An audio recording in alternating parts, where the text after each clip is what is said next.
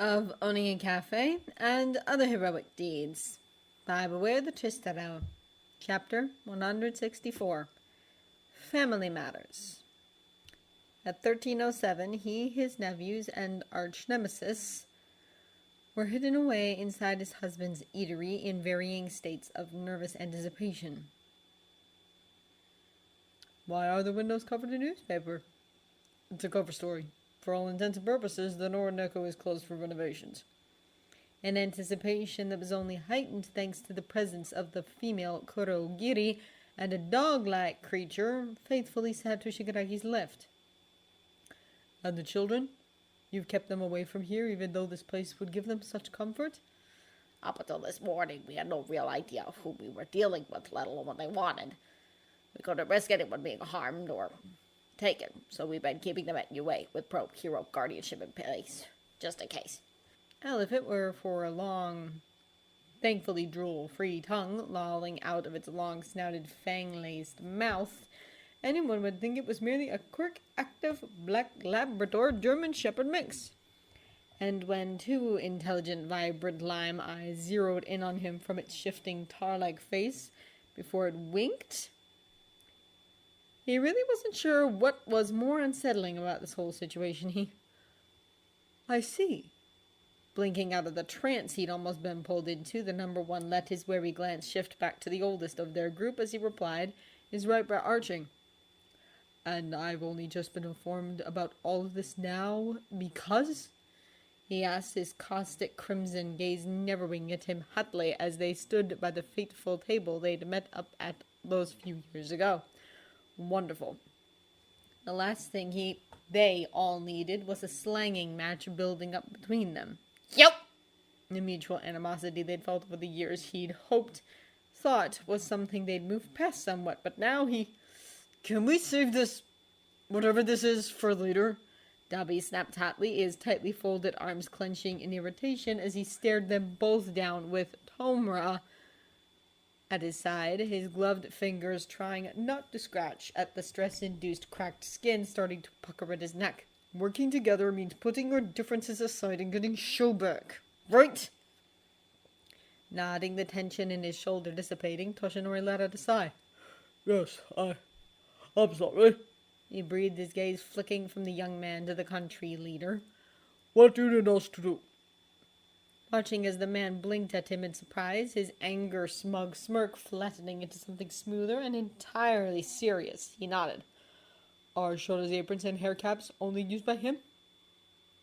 Yes. All of the kids and the other staff have their own. His has the Capbag name tag on it. Tomer answered, his own garnet eyes flicking from the service bar area and back to the dog, his worry momentarily taken over by curiosity. Do you want me to get them? There's no need, my boy. The business suit wearer grinned. Sirius here is well versed in Japanese, he stated, a fond hand reaching down to pat the panting, suddenly alert creature. Go on then, boyo, sniff and find, he ordered, and at the command, ruff! The beast melded into a quicksilver glob of sticky shadow, bouncing from its position on the floor to the service area and through the kitchen's door in a blur of motion that even he struggled to follow. Then another bone-chilling howl later, the same oil spill of a Nomu had slithered under the service bar's privacy gate to squish its way between the locked door which barred entry to the eatery, its liquid form swiftly slurping down a rain drain only steps away from the cafe. Okay, Dobby said after a blink, whilst he and his husband continued to bog right along with him. What the actual fuck was that? The multi-quirk user purred out demurely before pulling out a chair and taking his seat. Oh, only the best tracking Nomu the world has ever seen, he offered with a light shrug, a shit-eating grin spreading his lips. And when he finds our dear Shouta, he'll contact Kurogiri, and we'll be well on our way. I'd give him, 10-15 minutes tops, he mused before ominously cracking his knuckles. I must confess that I am all too eager for the time to pass myself, wouldn't you agree? Rubbing his right hand across his face, Toshinori felt his knees buckling. And on that point, are you finally coming to terms with your own selfish stupidity, Toshi-kun? Oi! But Dobby-kun, you said we should leave our discussion until later, and well, is it not later? Surely now is the perfect time, isn't it? Watching as his nephew grit his teeth in preparation for a diatribe that not even Tomra would be able to calm him down from, the so-called number one pulled out a chair opposite the charismatic bastard who was intentionally riling him with a grim and resolved expression. I will talk with you, if that's what you wish, he said, the weight of the cape he wore helping to ground him. Perhaps a drink wouldn't go amiss either, he added, before trying his best to smile at the younger men so rigidly stood next to their chair. Oh, right. We'll go fire up the coffee machine. Come on, you. Fine. I'll grab Show's favorite cup for him, too. God knows he'll want something strong and warming after all of this. Listening to the pair then carry on their own quiet, hurried conversation as they swiftly made their way behind the service bar, their eyes flitting from each other to them ever so often, the blonde pro steadied himself. He could suffer anything. He would suffer anything if it meant getting Shouta back. Did you choose not to seek me out because of your career? No. Really? You were never once worried about that precious image of yours, You, symbol of peace, the grinning angel who saved 1,000 people in a single incident, the number one pro of all Japan, and the leader of the first truly global initiative that'll see heroes from every continent finally band together. Surely there's a lot of money riding on such grand titles too, isn't there? Certainly your funds, your glowing reputation, would suffer should anyone get wind of our family ties, right? No, that's not. It's the situation, the relationship between David and I, then. The other continued, his smirk getting nastier by the second. You can't stand the thought of him being happy with me, can you? You'd prefer for him to be alone? Unhappy? No. So it's your hero complex, then? Big strong Yagi always has to swoop in and save the day by himself to get all the credit. Is that it? No! He stated bluntly, his volume not raised, but from the way Shigaraki chuffed at him, he was sure he'd gotten the point across. God, dealing with this fiend was testing the very limits of his patience, but this was for show. This was for their family and friends. I'll admit that I'm still not comfortable with the idea of you and David. He breathed, his neon blue clashing with sparking red. Parts of me will never, can never trust you, he said, the other snorting at him. You are a power-mongering tyrant who, regardless of your so-called good intentions, haven't changed one bit. He continued, his brows furrowing. You're a master manipulator. You're 10 steps ahead of everybody else, and, most perplexingly, you're honest about your intentions to a fault. You revel in telling the world what you'll do, and mock us for it because you can and will do as you please. He grumped. Then, with a defeated sigh, he quietly accepted the coffee Tomra placed in front of him before regarding the most likely immortal being with a tired, strained smile. You and I, we have a history that spans decades. A history that goes beyond a century, and in that time, myself and the other inhabitants of One for All have seen you do things that even the history books dare not write about. Things that even the most studious historians would prefer to consign to lore.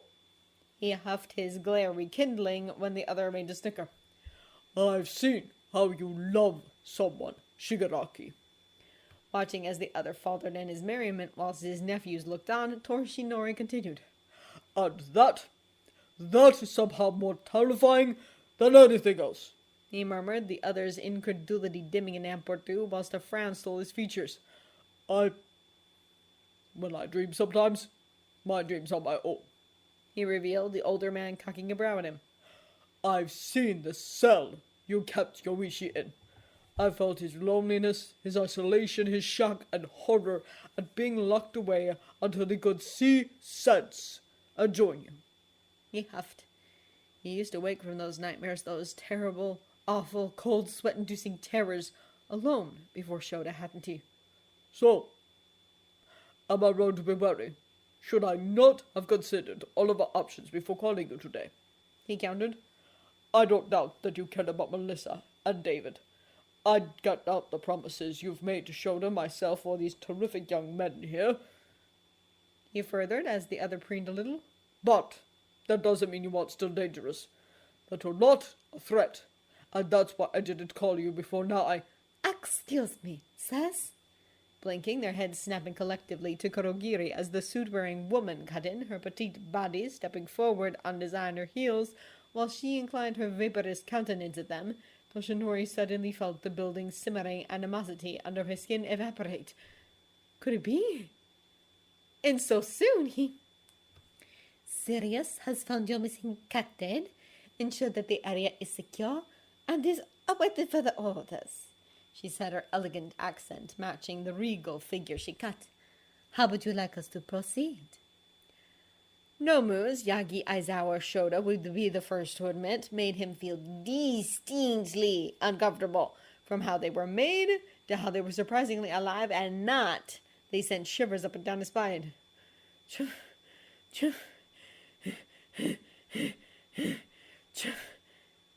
However, considering that he and Eri were still sat in this small room with the unconscious Oyabun, their bodies still lashed to the wall by the wall, well,